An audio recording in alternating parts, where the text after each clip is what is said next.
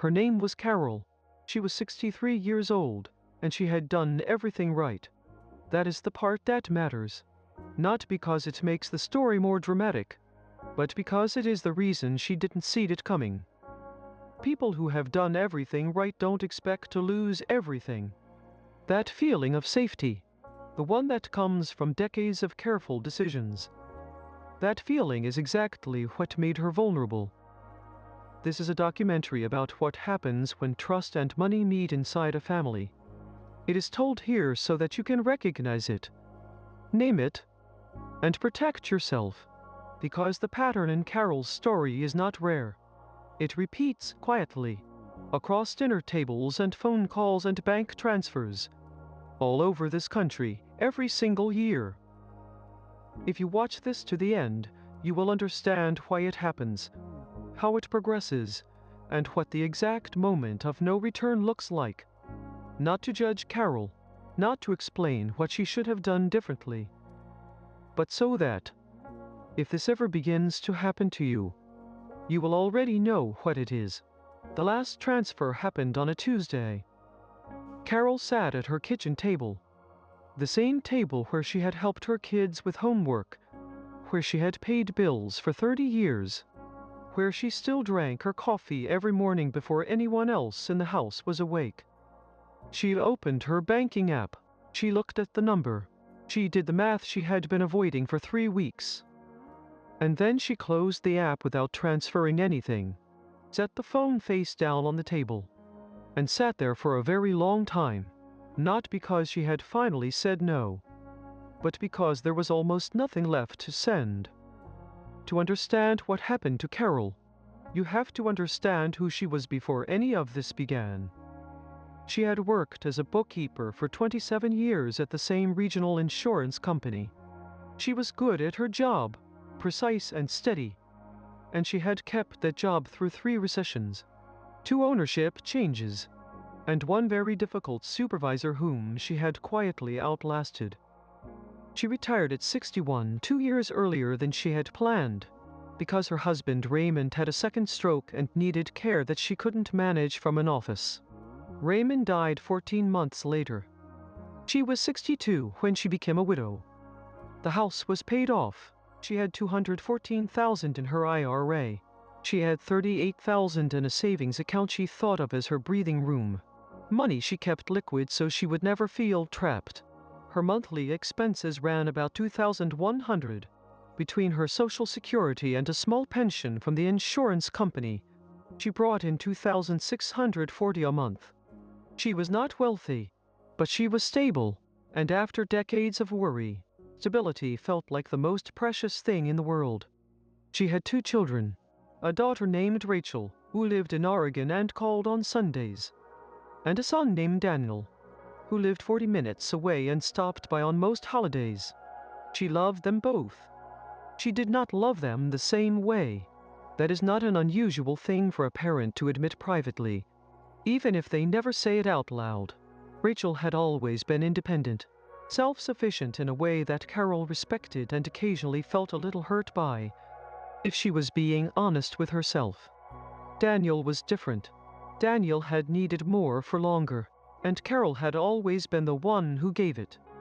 The year after Raymond died, Carol settled into a life that was quieter than she expected, and harder than she had prepared for.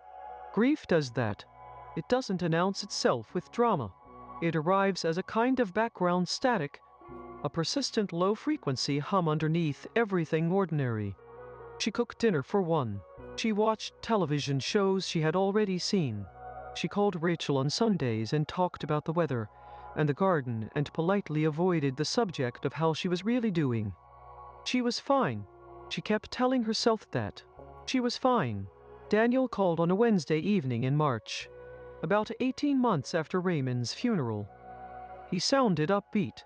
He always sounded upbeat on phone calls, which Carol had always found reassuring.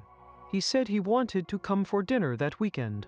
He had something he wanted to talk to her about. Something exciting, he said. A plan.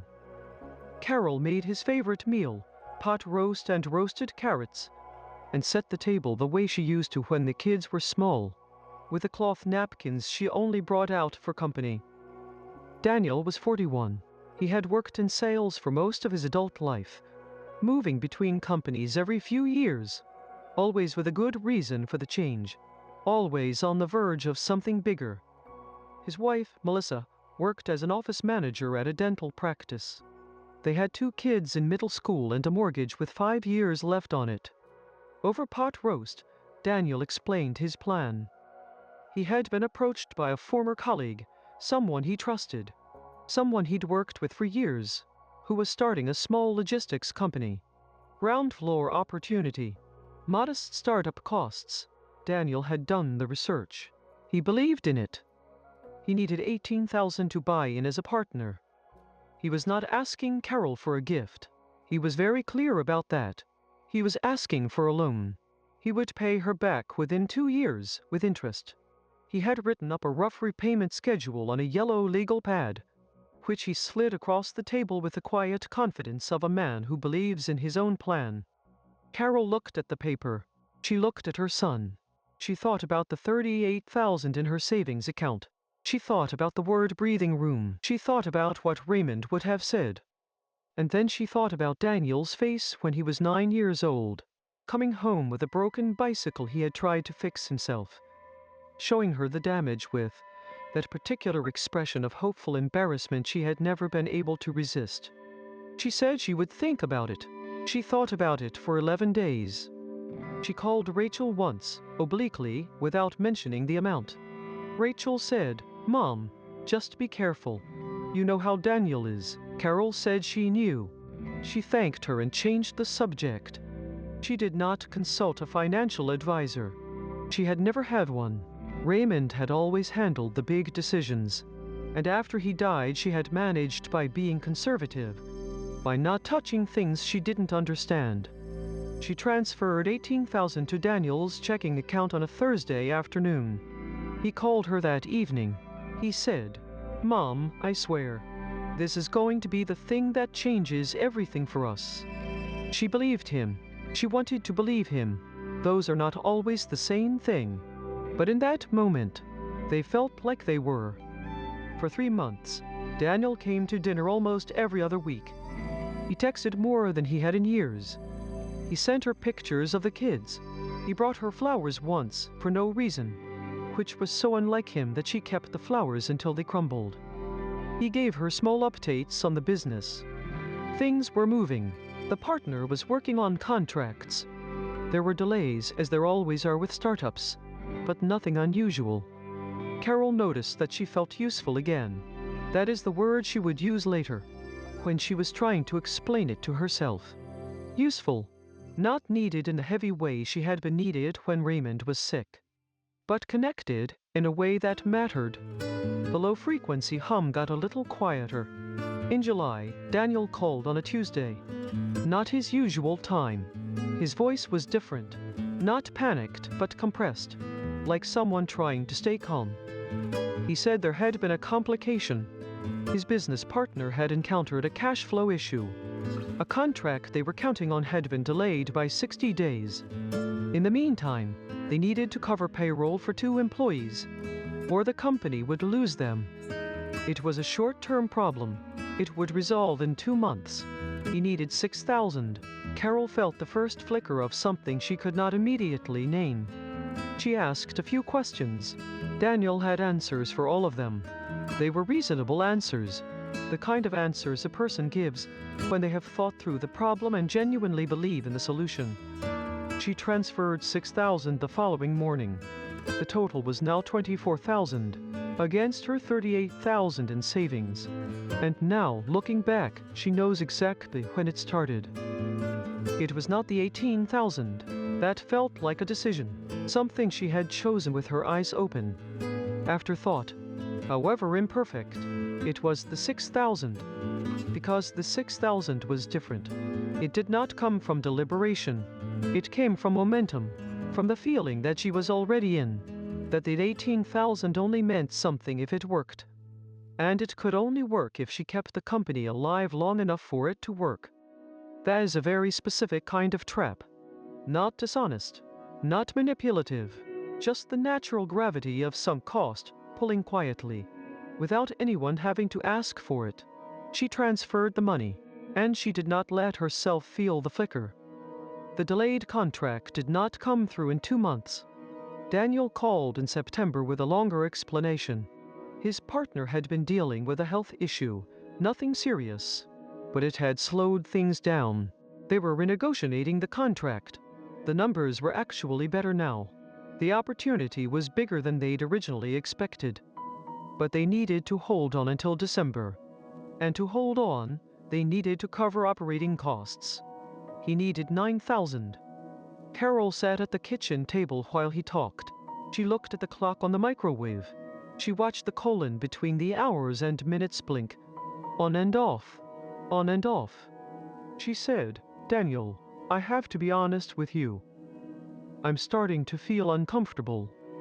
He was quiet for a moment. Then he said, "Mom, I know this isn't what I promised, but I need you to trust me. If we pull out now, we lose everything. All of it. Everything you've already put in." She transferred $9,000. The total was now $33,000, against an original $38,000 in savings. She had $5,000 of breathing room left. She did not tell Rachel. She did not tell her neighbor Donna, who was her closest friend and who would have asked direct questions Carol was not ready to answer.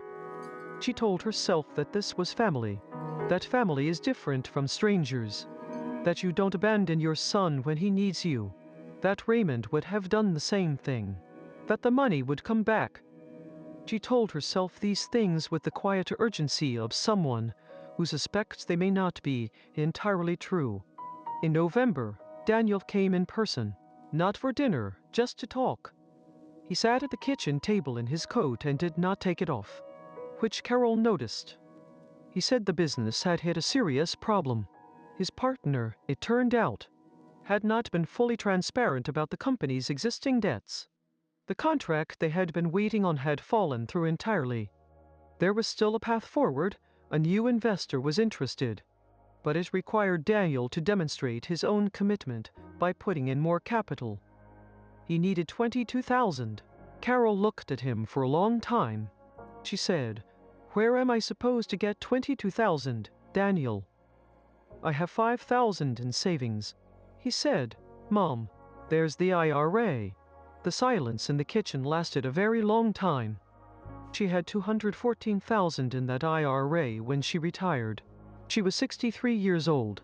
She was in good health, but her mother had needed assisted living for 4 years before she died. And Carol had watched that cost consume everything her mother had worked for.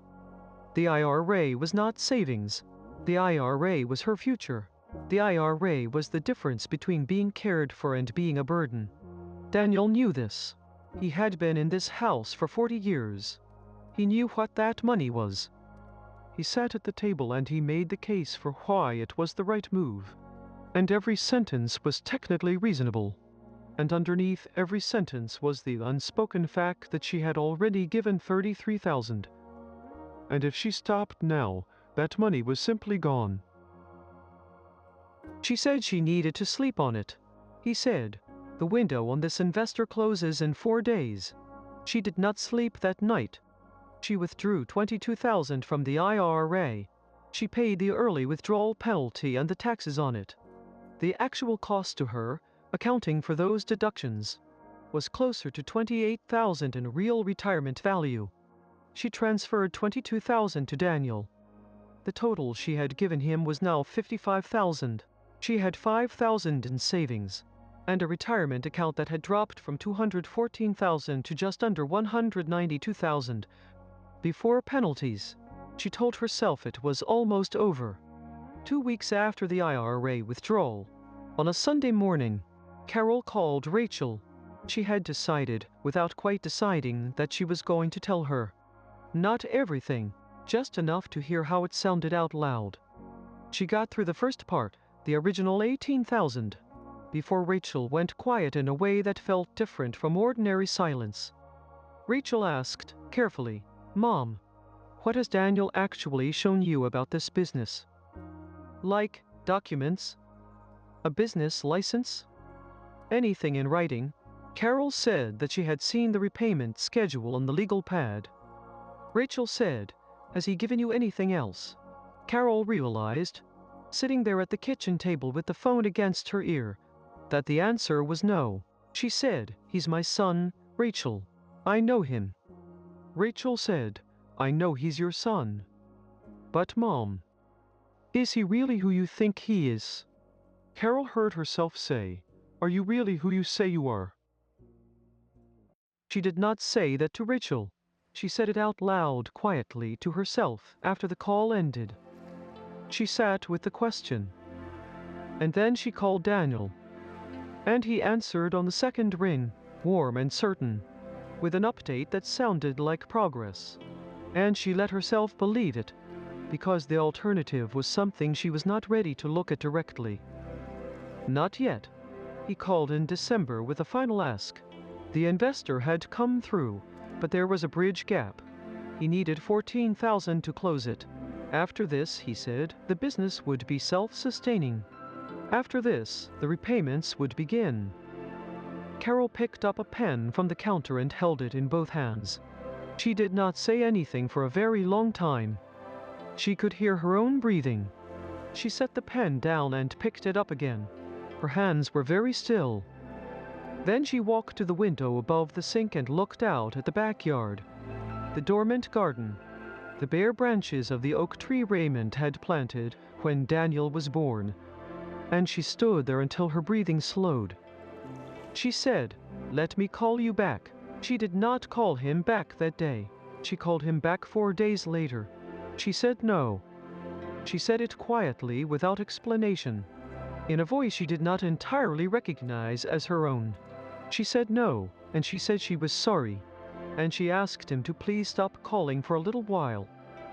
He was angry, not violent, not cruel, just the dull, familiar anger of a man who expected something and didn't get it. He said she was abandoning him. He said she didn't understand what was at stake. He said things that she wrote down afterward, in the small notebook she kept by the phone, because she needed to remember them accurately. She read them back to herself several times over the following weeks. She needed to understand what had happened. The business, she eventually learned through careful, quiet questions to Melissa, had never really existed in the way Daniel described it. There had been a colleague. There had been an initial conversation. But the logistics company had dissolved within its first 3 months, long before most of the money she gave him went in. The later requests, the $9,000, the $22,000, the final $14,000 he had asked for, those had gone toward Daniel's personal debts. A loan that had gone bad. Credit cards. Things he had been managing or not managing for longer than she knew. He had not set out to deceive her. That is the part she kept returning to. She believed that. He had started with a real idea and real hope. And when the idea failed, he had kept the fiction alive because he did not know how to face her with the truth. Each request had felt, to him, like buying time. Each justification had felt, to him, like a problem he could still solve. He had borrowed from his mother the way he had borrowed from every version of his future, with absolute certainty that it would work out, and no real plan for what to do if it didn't. Carol had given him $55,000. She would not get it back. There was nothing to get back from. Her savings account held $5,000. Her IRA held $192,000 before penalties, which after fees and taxes from the withdrawal translated to something closer to $183,000 in real value. Her monthly income was unchanged, but her margin, the breathing room she had spent 30 years building, was gone. At 63, she did not have another 30 years. She sat with that fact the way you sit with a diagnosis, quietly, without arguing with it. She did not blame Daniel. That surprised her. She expected to, and she didn't. Not cleanly, anyway. What she felt was more complicated and harder to name. A specific grief that belongs to parents who recognize, late, the exact shape of what they could not fix. She blamed herself, intermittently, for not asking harder questions, for valuing his comfort over her own security, for confusing love with endless availability. She did not blame herself for loving him. That was the one part she had no regret about. What she had trouble with, what she would sit with for a long time, was the question of when she had known. Not known with certainty, but sensed, felt the flicker she had chosen not to follow. She had felt it with the first 6,000. She had felt it again in September, watching the microwave clock blink while Daniel explained the delay. She had felt it in November, when he came in his coat and didn't take it off. She had known, in the way that the body sometimes knows before the mind is willing to admit it. And she had transferred the money anyway. Not because she was foolish, because she was a mother, and because the story Daniel was telling, the story of a son who just needed one more chance to get it right, was a story she had been invested in for 41 years. You don't walk away from a 41-year investment easily, even when you should. There is a line that appears in almost every story like Carol's. It comes early, usually before the second or third transfer. It is the line where the person looks at what is happening and thinks, "This is not the kind of thing that happens to me. I am not the kind of person who falls for this. I know my family. If you think this could never happen to you..." This is exactly how it begins. Not with a stranger, not with a scam that arrives in a suspicious email, with someone you have known your entire life, with a request that sounds completely reasonable, with love that is real and complicated and used, even if not intentionally, as leverage. The families in these stories are not full of villains. They are full of people with real problems who learned, over a lifetime, exactly how to ask for help from the one person who has never said no. And the one person who has never said no often has more to lose than anyone, because they have spent more time building what they have. If someone you love is asking you to dip into retirement funds for a business opportunity, stop. Before you transfer anything, ask to see the business registration. Ask to see the bank accounts of the company. Ask a financial advisor, not a friend, not a family member, a professional, to look at what you're being asked to fund. And if the answer to any of those requests is there isn't time or you don't trust me, that is your answer. That is the whole answer. Carol still lives in the same house. She still drinks her coffee before anyone else is awake. She still calls Rachel on Sundays. She tended the garden again this spring, and the oak tree, the one Raymond planted when Daniel was born, bloomed the way it always does, indifferent to everything that happened underneath it. She and Daniel speak occasionally, not often. There is something between them now that is not quite estrangement and not quite forgiveness. It is something quieter than both. She adjusted her budget. She will work part-time for a few more years. She may not be able to age in place the way she planned. She is making different calculations now than the ones she made 2 years ago. She does not talk about the money much, but she talks about the moment she sat at the kitchen table and felt the flicker. The first one, the one she didn't follow. She says, "I knew. Not all of it, but enough. And I chose not to know." She is not saying this to condemn herself. She is saying it as information, as something she wants other people to hear, so that when they feel their own flicker, when they notice the thing they are about to choose not to notice, they have a word for it, and they can stop. The money we give out of love is the hardest kind to protect, and the hardest kind to get back. When money goes wrong, real stories, calm clarity, hard lessons. If any of what you just heard felt familiar, share this video with someone who needs to hear it.